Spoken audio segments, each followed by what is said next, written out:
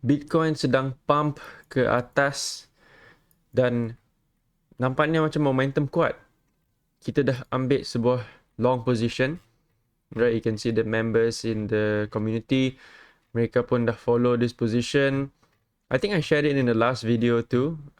We were looking for a long position on BTC. So tanya kepada siapa yang follow, we got a really good long, right?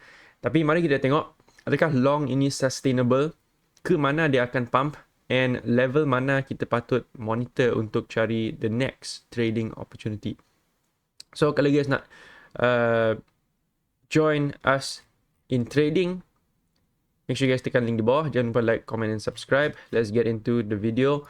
Kita bermula dengan liquidation heat map, right? Looking at the liquidity, kita dah sweep bawah, right? We've swept all this lebih kurang hampir 300 juta ya dah dibersihkan sini. So ideally we want to clean out this cluster right here. Bukan saja ke level kuning ni, which is 109 macam tu, yang ada 271 juta, tapi ideally kita nak bersihkan sampai sini lah, right? Sampai garisan purple ni, sebab purple ni ialah kosong, there's like nothing going on there. So ideally we want to push up all the way to maybe 110, right? And we've been monitoring this for a long time. So kalau kita boleh push up ke 110, then there's possibility we could find another trading potential. So looking at liquidations, tengok, always before a move up, dia akan liquidate dulu. So 100, hampir 200 juta long telah kena liquidate. Guys, crypto ni senang. Bila you rasa macam price akan reverse, you tunggu dulu. You rasa dia akan reverse, you tunggu. Dia akan buat satu move lagi, baru you enter.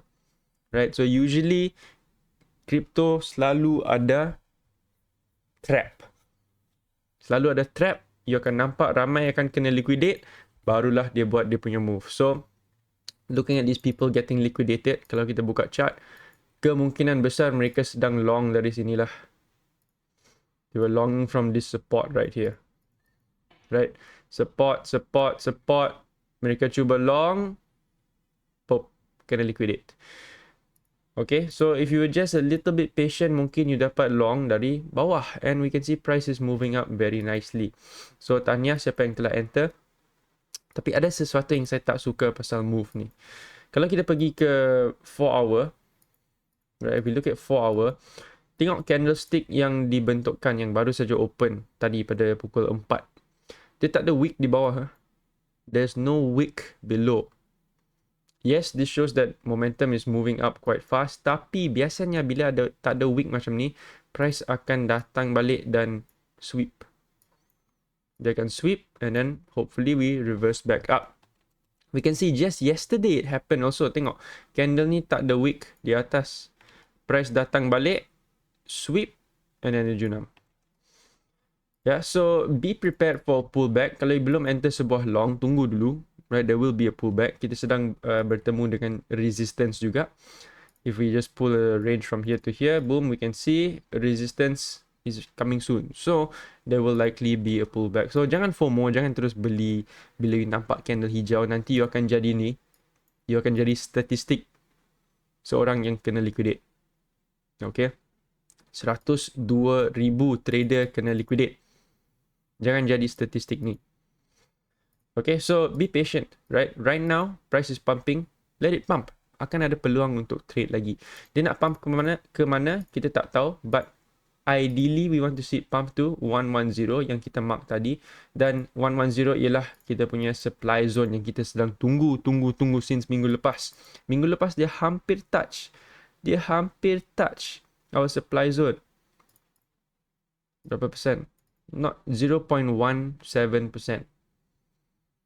untuk touch, tapi tak dapat and dia terus junam. So here right now we want to see it clear this structure and sweep into our supply zone. So di sini kita nak tengok ada some sort of reversal pattern. Sama ada dia membentukkan double top, triple top, head and shoulders, right? Atau ada RSI divergence. Ya, MACD divergence atau just an engulfing candle yang memberitahu kita, okay, a reversal is coming.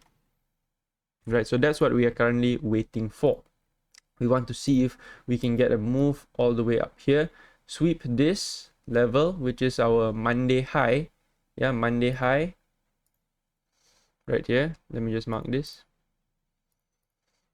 This was our Monday high.